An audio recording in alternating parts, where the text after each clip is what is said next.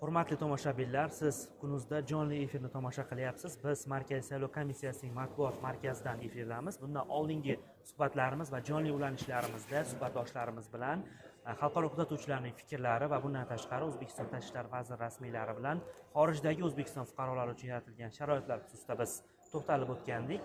Hozir men ta'kidlab o'tishim kerak, Markaziy saylov komissiyasi matbuot markazida yana brifing bo'lib o'tadi va soat 11:00 holatiga ko'ra umumiy ovoz berganlar soni 5.900.243 nafarni tashkil etgan.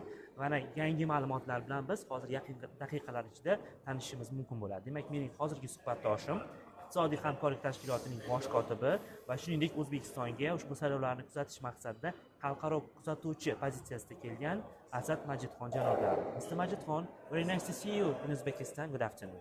Good afternoon and thank you very much. Welcome to our country. I am happy, delighted and very honored to be here in your beautiful country. I've been here before also. And certainly even a greater honor to come here to observe the elections representing the Economic Cooperation Organization. Two of my predecessors, Secretary Generals, have also observed your elections in the past, so I continue in that good and important tradition. I know the elections this year are going to be held under the new constitution that I think makes the process even new for you and for your people and for the political parties also. And I am here to learn. If I haven't mistaken, you did go to the polling stations too. Can you describe the real atmosphere and political atmosphere there? How? I've been to two polling stations. I visited polling station number 517 and also 110 here in Tashkent city. And so far as what I saw, I think it comes across as a very organized, very orderly process. I saw the representatives of the Election Commission scrutinizing the credentials of the voters coming in to vote, confirming their identification, and as per your voters list. And I also noticed the representatives of the political parties being present there as well as polling agents.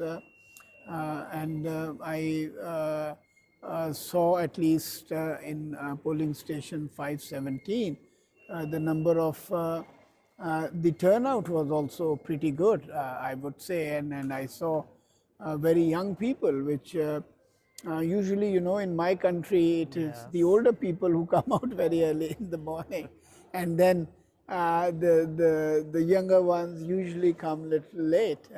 So that was one difference, and the other, I think, is that back in Pakistan, our polling stations are far more noisier, particularly outside where the candidates and the political parties, set up their offices and set up their tents to entertain or to basically facilitate the voters that they come, that come to vote. So overall, I would say that what I have seen seems a very proper, organized and orderly activity. And for me as Secretary General of ECO, of course, it is, I would say, very important to see one of our very important countries, Uzbekistan, moving forward on the democratization process and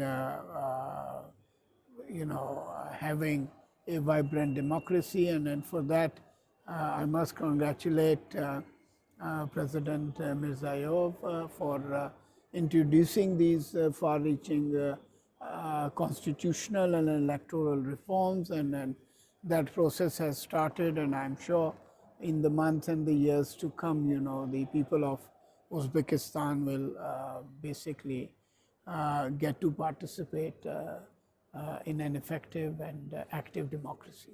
Mr. Majid Xon, let me translate your words to Uzbekistan.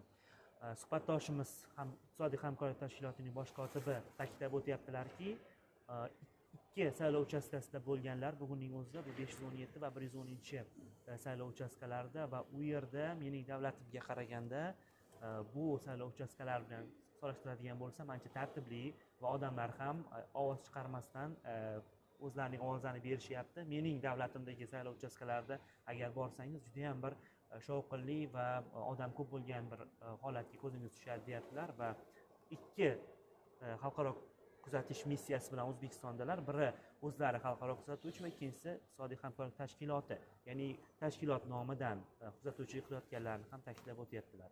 Shuni ham ta'kidlab o'tish kerakki, O'zbekistonda konstitutsiyaviy islohotlar bo'lib o'tdi va mana shu islohotlardan keyin bu saylov o'tkazilayotgani uchun bu juda ham muhim va yana bir jihatiga e'tibor beribdilar. Erta tongdan ko'p yoshlar keldi saylovga va bu kamdan kam o'sha men kuzatadigan holat, ya'niki ko'pchilik kech boradi o'zining kun tartibiga qarab, bu yerda odamlar vaqtli ham kelishar ekan saylovga degan fikrni aytib o'tdilar. Okay, Mr. Majid Xon, so what about your analysis about political parties in Uzbekistan? How intense political atmosphere did you see, and how important the role of their campaign before the elections? In your opinion? Really, I think political parties are the lifeline of any democracy and of any electoral process. And I could see their representatives participating in the balloting process, and not just that, also looking at the number of candidates and the various political parties that they represent. I think is important for any democracy where you want to have a plurality of representation.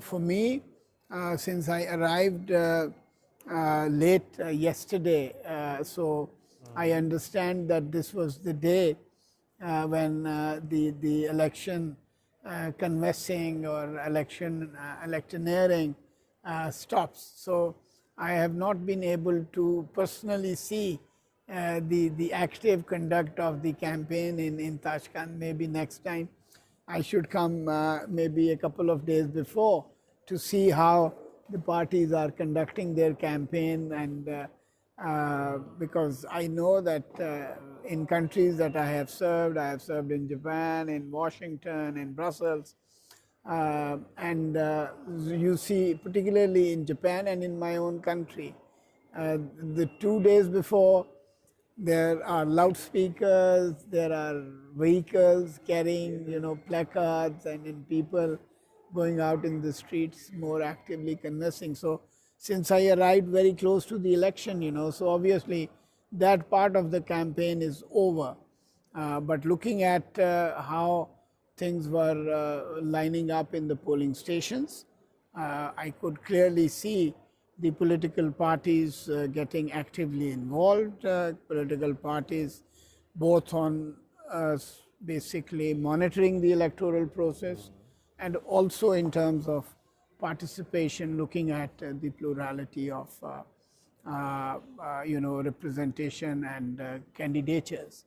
And I think the new constitution and how this idea of proportional representation is now introduced by the president, I think that will also bring in the political parties, will strengthen the political parties based on their actual numbers on the ground in the electoral process, which I believe is good for any democracy, any election system.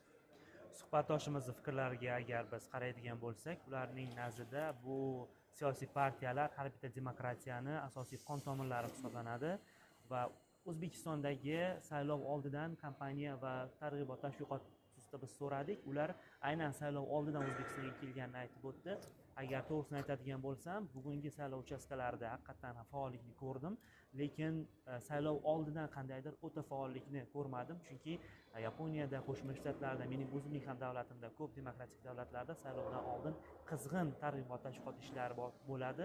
Hattoki masalan saylovdan 2 kun oldin tarafdorlar, o'sha partiyaning tarafdorlari, nomzodlarning tarafdorlari ko'chalarga ham chiqib, qo'llarida plakatlar, yozuvlar bilan o'zlarining o'sha nomzodlarni qo'llab-quvvatlaydilar. Xuddi shunaqa bir juda ham yuqori bo'lgan faollik ko'zim tushmadi, lekin faollik umumiy miqyosga olib qaraganda bor deyaptilar suhbatdoshimiz. Okay, Mr. Majid Xon, my last question about your organization's activity.